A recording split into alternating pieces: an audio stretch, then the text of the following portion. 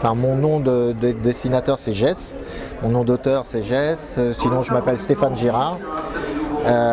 J'ai commencé dans la BD il y a un peu plus de 20 ans, dans les fanzines, parce qu'à l'époque il y avait des fanzines papier. Voilà, donc j'ai rencontré une bande de fondus de BD avec qui j'ai fait des trucs. Moi j'étais plutôt sérigraphe, je dessinais dans mon coin et puis ils m'ont dit fonce quoi.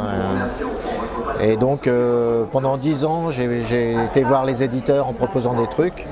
Jusqu'au bout de 10 ans que Zenda à l'époque me dise ok, on fait un essai et puis c'est comme ça que j'ai fait Teddy Bear chez Zenda. En même temps que j'ai commencé en même temps que Stan, Vince, Siro, en fait on était dans la même collection tous les quatre. Et puis voilà, et j'habitais dans la même ville que Vatine, alors automatiquement dès que je faisais un dessin j'allais le voir pour qu'il me dise que c'était bien. Donc ce qu'il faisait pas forcément, mais il m'a bien aidé quoi, à progresser. Et puis il m'a ouvert son carnet d'adresses qui m'a permis comme ça d'avoir des contacts, etc. quoi. Puis à chaque fois qu'il y avait un bon plan, il me contactait. Donc ça a été vraiment cool. Et puis quand j'ai fait le premier Teddy Bear, je lui ai envoyé, parce que tout content quoi. Et il m'a rappelé en disant écoute, on monte une collection chez Delcourt, on cherche un dessinateur pour une série. Qui s'appelle Carmen McCallum, est-ce que ça t'intéresse? Bon, j'ai dit oui. Parce que, ouais, enfin, une somme de choses, parce que j'étais pas trop bien dans ma tête à ce moment-là. En plus, j'avais mon dessin qui changeait, puis je trouvais que ça évoluait pas par rapport à l'univers de Carmen. Et puis voilà quoi. Donc je sentais que j'étais plus en adéquation quoi. Puis donc j'ai préféré arrêter. Voilà. Et puis ça s'est trouvé au même moment que La Talente montait une collection BD où Serge Lehmann et puis Fabrice Collin présentaient la Brigade Chimérique. Ils m'ont proposé de faire ça. J'ai dit oui. Voilà, ça s'est bien fait. Mon dessin changeait, donc j'ai voulu arrêter Carmen parce que en fait je trouvais plus intéressant mes storyboards que je faisais pour Carmen que les pages. Et ça le faisait pas, pour faire du Carmen ça le faisait pas. Donc j'ai trouvé autre chose et le fait de faire du comics, de faire du format comics avec la brigade me permettait de changer de manière de travailler, c'est-à-dire de travailler en A4. Donc j'ai fait des propositions de pages en A4 sur la brigade et c'est comme ça que... Mais on avait déjà fait... En fait j'avais déjà à La Talente illustré un bouquin, un recueil de nouvelles de Serge Lehmann qui s'appelle Le Livre des Ombres et c'est comme ça qu'on était rentré en contact. Et ça s'était très bien passé, moi j'avais beaucoup aimé son travail et lui a bien aimé le mien aussi. Et donc quand il m'a proposé en plus le pitch de la Brigade Chimérique, c'est pourquoi il n'y a plus d'héros, de super-héros en Europe, bon bah ça touchait une corde sensible. Et mon changement de style, c'est plus à cause de la découverte de Mignola. Alors là je revendique totalement, ça a été une grosse claque. Ouais, mais ça a été une grosse claque pour moi et puis c'était en adéquation avec ce que je voulais. Avec l'orientation que je voulais donner à mon dessin. Ah oui, ouais, très simple, c'était évident. C'était évident parce que c'est mon background, enfin c'est le background de tout Européen un peu éduqué, quoi. Je vais dire, enfin, moi j'ai été élevé là-dedans, autant dans le comics que dans les feuilletons littéraires, que dans les films. Les films noirs et blancs, les muets, enfin les Fritz Lang. Et jusqu'à aujourd'hui, donc pour moi c'était une évidence quoi. Je suis rentré de là-dedans mais avec un bonheur incroyable.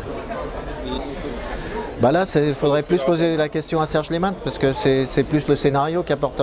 Moi mon dessin, je peux pas dire qu'il il a évolué parce que en fait la Brigade Chimérique, déjà il y avait 230 pages à faire et puis j'ai fait ça à toute berzingue, le but c'était d'aller vite.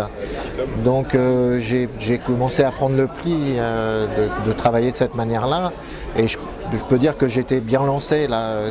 Depuis le tome 2, en fait le tome 2 j'étais à l'aise. Avec le tome 2 de L'œil de la nuit, je commençais à être bien à l'aise dans le style et le format. Et tome 3, donc c'était du bonheur quoi, enfin ça allait de soi.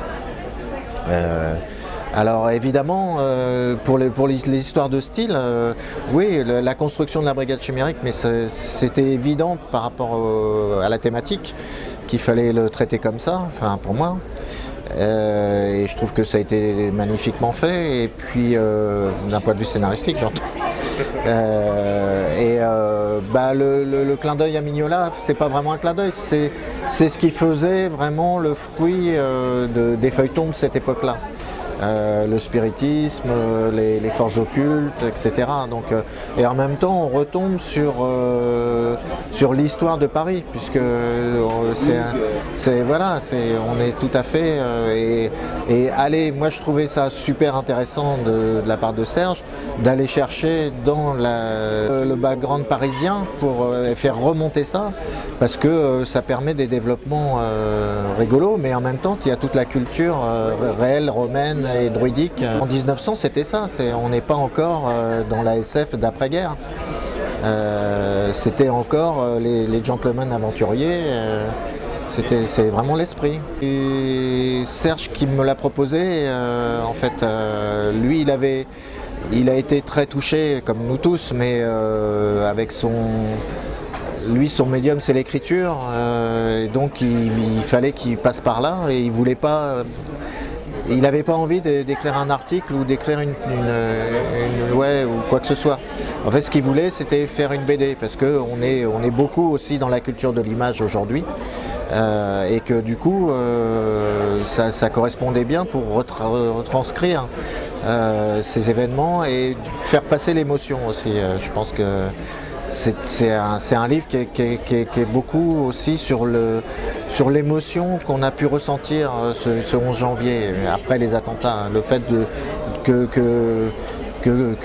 quasiment une nation entière se resserre, se montre pour désapprouver ce qui s'était passé, et du coup se sentent solidaires les uns des autres. C'était ça que Serge avait envie de faire, et il m'a appelé en me proposant. Donc sur le moment, j'étais pas du tout, c'était pas mon truc, quoi. Enfin, j'ai jamais fait ce genre de choses. Et en même temps, je me suis dit, si je pense que je peux le faire, je peux le faire. Voilà. Donc c'est parti comme ça. Et puis après, moi je lui ai dit, écoute, c'est ton bouquin, c'est toi qui... Tu t'occupes de tout, quoi. Tu me donnes la matière, tu me dis comment tu veux le faire. Tu as une vision, tu as vraiment une envie de le faire, fais-le. Moi, je me mets à ton service. Voilà. Plus que... Et là, c'était vraiment... Je me suis mis en retrait, moi, en tant que créateur, pour être au service de l'intention de Serge.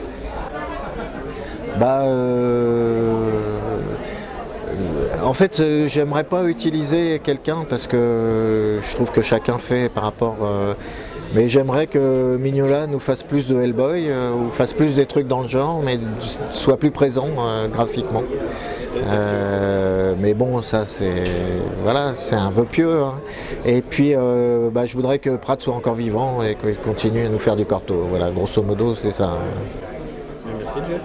De rien, merci à vous. Merci beaucoup.